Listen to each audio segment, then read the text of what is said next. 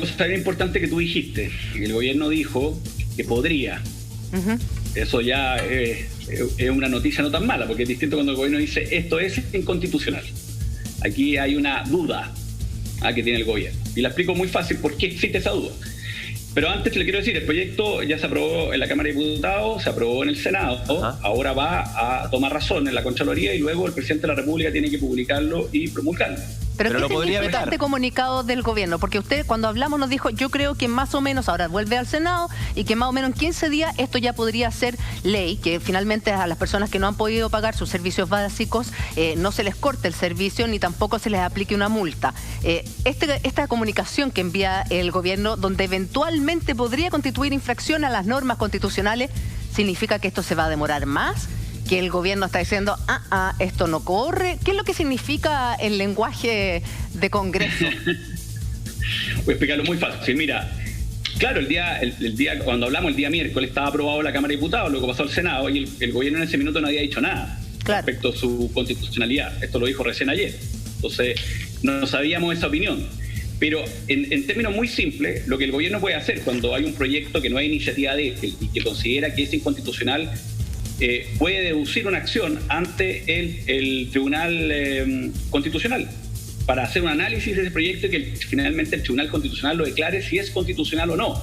No es el gobierno el que lo declara, es el Tribunal Constitucional, pero el gobierno tiene la posibilidad de deducir la acción de revisión de esa constitucionalidad porque tiene dudas. Ahora, ¿dónde están las dudas del gobierno? Bueno, lo que pasa es que este proyecto, así como ustedes bien dijeron, para algunos beneficiados, que son aquellas personas que perdieron su ingreso porque están ocupando el seguro cesantía o acreditan que boleteaban y que están hoy día recibiendo ingresos inferiores a los que recibían y no pueden pagar los servicios básicos, lo que está haciendo la ley es que esa deuda que van a acumular en este periodo de estado de excepción la puedan pagar en forma prorrateada, hasta 12 meses incluso, y sin multas y sin intereses.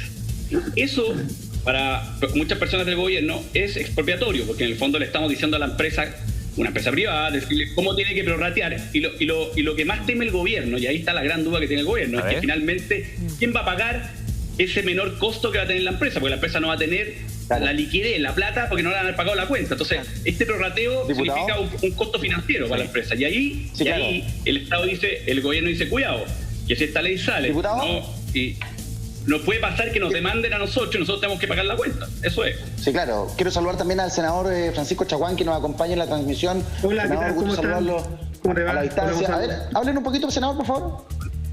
Aló, 1, 2, 3. Sí, se escucha fuerte y claro. Se escucha bien.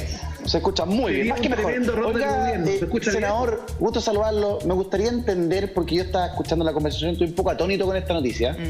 A uno le da rabia, porque cuando se tienen que poner de acuerdo para que la ayuda llegue rápido a la gente y uno no esté asustado que a fin de mes te van a cortar la luz, te van a cortar el agua, te van a cortar el gas, te van a cortar internet, que es fundamental, resulta que siempre hay una traba, siempre aparece una traba.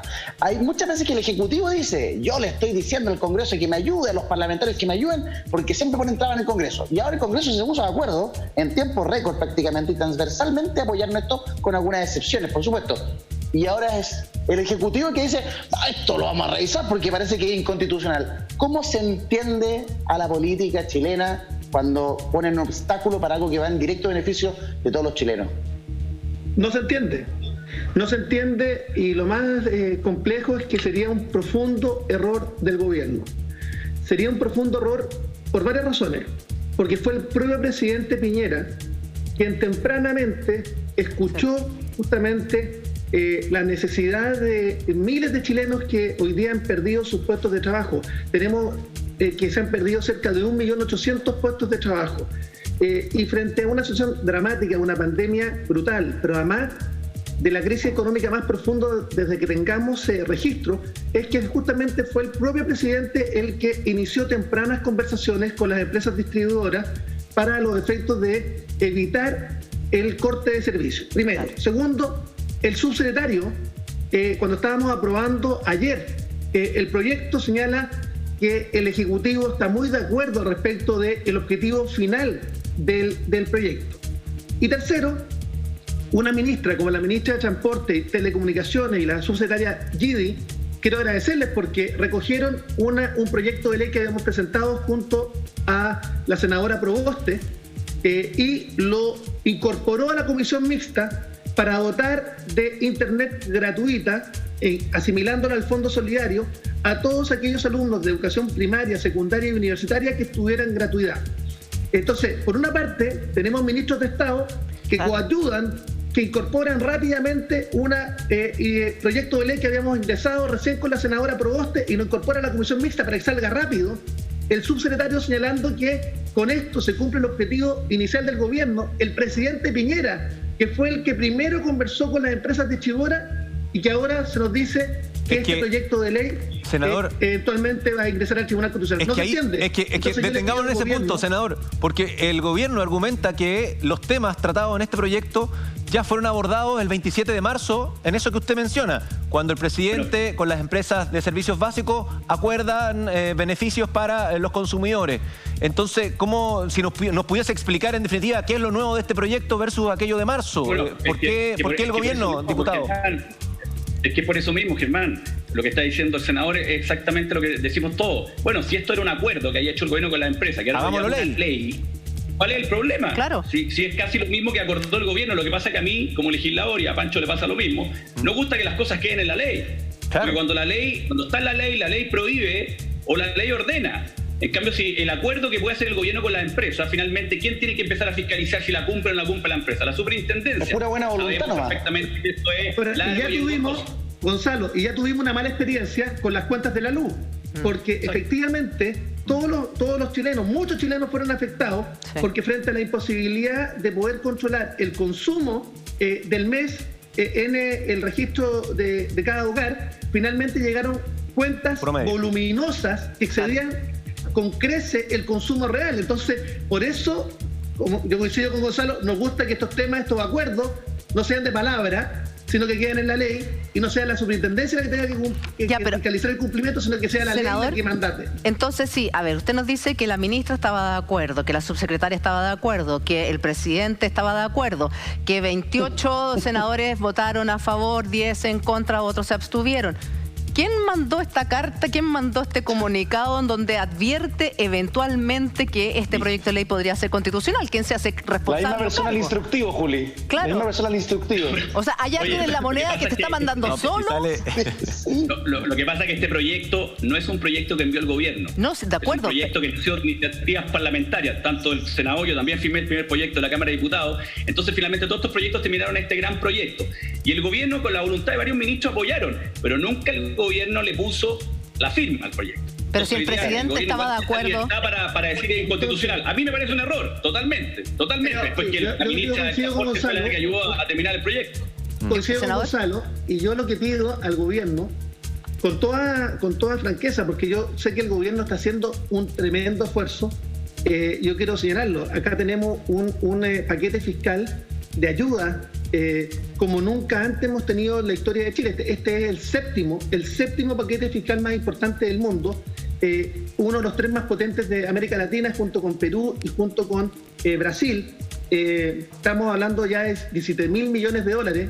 Tenemos un endeudamiento de 23.800 millones de dólares que está haciendo Chile con el Fondo Monetario Internacional, justamente para los efectos de poder ir en protección de las familias, de la reconstrucción de la economía, reconstrucción de las MIPYME, las pymes, aunque la ayuda han llegado lentos por culpa de la banca y nosotros lo hemos denunciado y por eso logramos finalmente pedir la renuncia del presidente del Banco Estado y hoy día yo creo que la llegada de Sebastián Sichel va a ser una tremenda buena señal para las MIPYME y las pymes, pero entonces uno no entiende que en definitiva el gobierno no se involucre en la tramitación de los proyectos desde temprano tiempo. Es decir, una vez presentado el proyecto, mi recomendación al gobierno es que se involucre inmediatamente en la tramitación para ir corrigiendo, que es muy distinto legislar con el gobierno al lado, que vaya efectivamente corrigiendo, direccionando y enfrentarnos al final a una comisión mixta y después de la comisión mixta nos digan que tiene visos de inconstitucionalidad el proyecto. Eso no súper corta mi acotación, pero tiene que ver, ustedes tenemos un diputado, un senador, los dos son de gobierno y si para ustedes parece incomprensible, imagínense cómo es para la ciudadanía. O sea, para nosotros, los comunes mortales, sí que no se logra entender. Y esto te habla que este acuerdo que tanto hemos escuchado, que se tiene que llegar con la oposición para poder enfrentar no solamente la crisis sanitaria, sino que también la crisis económica que se viene, esto se va como entrampando ese acuerdo que finalmente es lo que nos va a sacar adelante. Tú tienes mucha razón, porque lo que hay que generar es un clima. Nosotros hemos venido sosteniendo en Renovación Nacional hace mucho tiempo que es necesario un acuerdo nacional, un pacto social post-pandemia, porque acá van a estar duramente golpeadas las economías familiares. Estoy hablando de los pescadores artesanales a los que se les comprometió un bono y después se les retiró. Y que hoy día, muchos de ellos hoy día no son acreedores del ingreso familiar de emergencia. Y los pescadores artesanales quedaron en el peor de los mundos. Estoy hablando de los taxis colectivos, 110.000 conductores de taxi colectivo, 110.000 en todo Chile. Los conductores de transporte escolar, 27.000 en todo Chile. Estoy hablando del pequeño comercio que está desesperado porque los créditos COVID-19 no han llegado con prontitud al MIPYME y al PYME. Y hoy día las economías familiares, el pequeño almacén de la esquina, aquel que sufrió durante la violencia en el estallido social, que ahora está sufriendo por la crisis económica, no tiene acceso al crédito.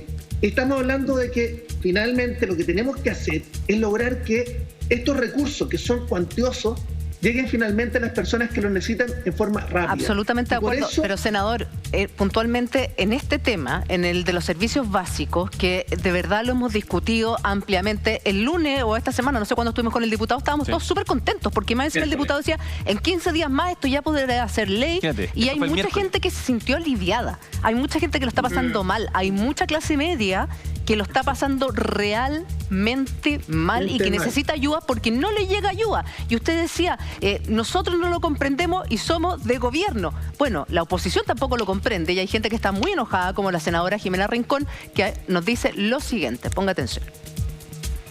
Hoy día aprobamos el proyecto de ley que evita los cortes en los servicios básicos de luz, agua, gas y además establece un plan solidario en materia de telefonía.